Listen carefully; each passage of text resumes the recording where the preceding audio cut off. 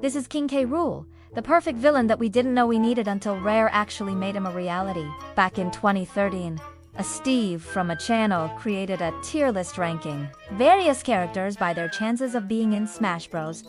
For Wii U, and of all the characters on the list, King K. Rool was one of the most requested, but my theory as to why he was wanted so much is because he represents everything that Smash Bros.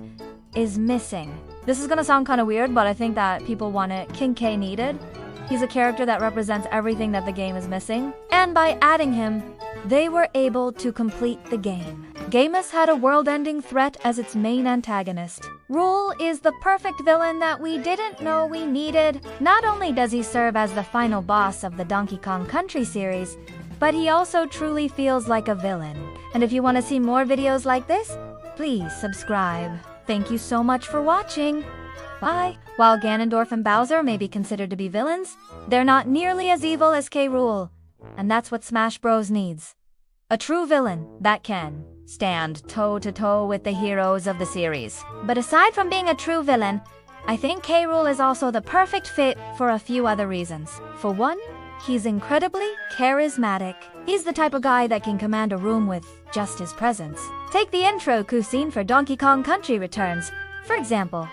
K. Rool is sitting on his throne and all of the Kremlings are cheering him on while he holds a megaphone. He is surrounded by all of these loyal followers, and he has an army that is willing to do whatever he asks of them. On top of all of that, he also has a thick British accent. You really can't beat that! Master Hand was trying to use the power of the Master Core to control all of the fighters and end the Subspace Army.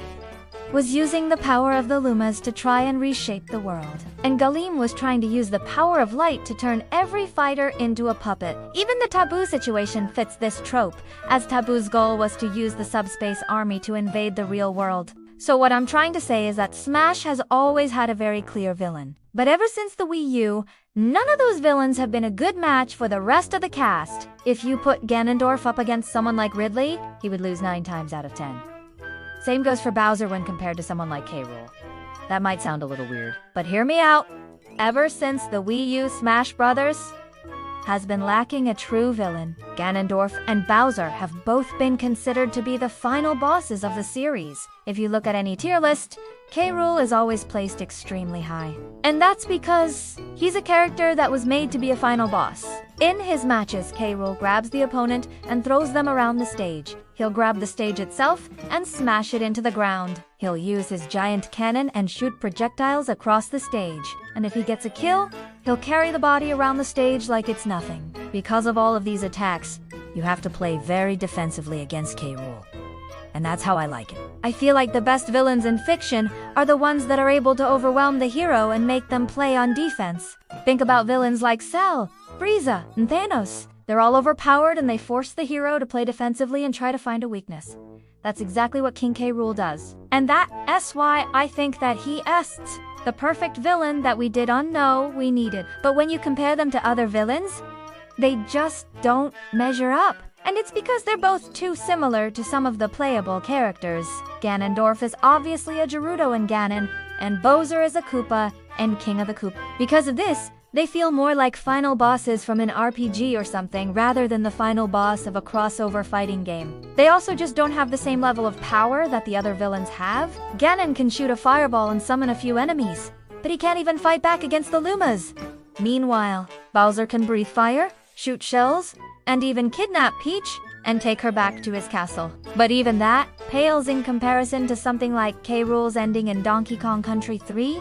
In terms of sheer power, the other villains are just unmatched. And that's part of what makes them scary. But I think that another part of what makes them scary is their malicious intent. Bowser might have kidnapped Peach, but K. Rool literally had the world in his grasp. Rool more than any other character because they wanted what he represented. In the original Donkey Kong, he steals the lady and you have to go up a construction site to save her. In Donkey Kong Jr., he locks your father in a tree and you have to climb up there to free him. In Donkey Kong Country, he turns the animals into statues and rules over the entire jungle.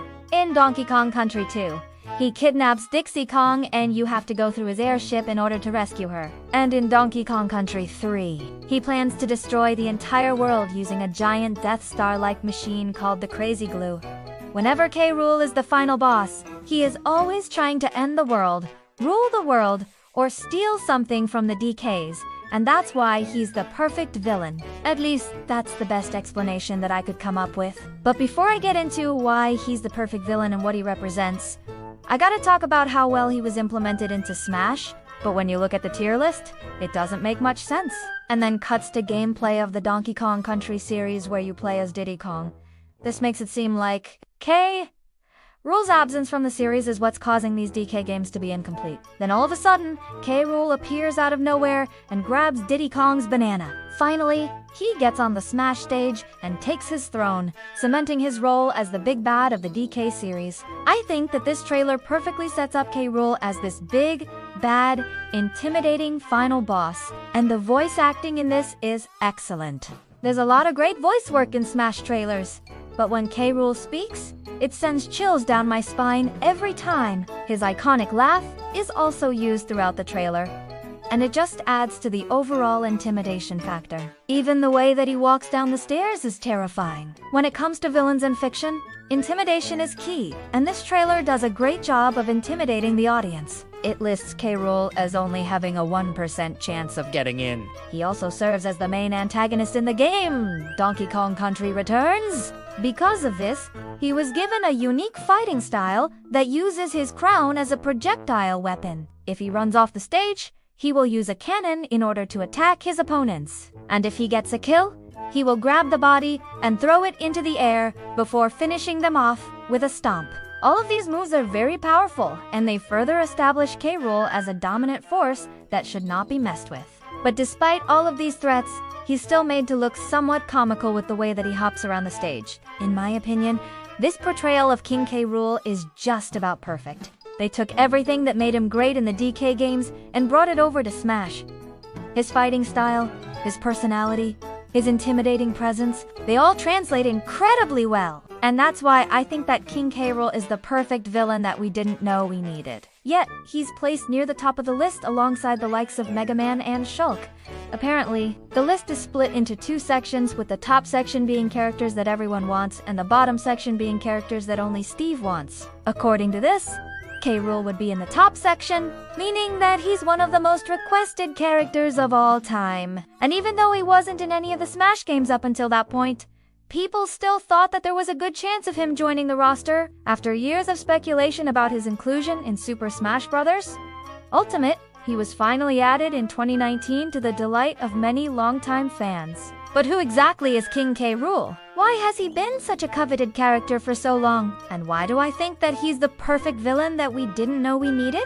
The first thing I want to address is why people have wanted this character in Smash for so long, since it's honestly pretty hard to figure out. It was until 2 years later in 2015 that we got any concrete evidence of people wanting him in Smash. A Change.org made a poll asking which character had the best claim to be in Smash Bros. And out of 66,000 votes, King K. Rool came in second place behind only Geno. And then in 2017, when Sakura announced that there would be no more DLC characters for Smash 4, a petition was started asking him to reconsider and add K. Rool as DLC. As I write this, that petition has over 38,000 signatures, so you can really start to see just how much people wanted this character in Smash. But the question still remains, why? King K. Rool's reveal trailer starts off with footage of an empty throne. Aside from his role as the big bad of the Donkey Kong Country series, the reason why I think that he fits this role so well is because that's exactly what Smash Bros. If you look at the endings of all of the Donkey Kong games, K. Rool is by far the biggest threat. So far, every single Smash Brothers. And that's why I think that King K.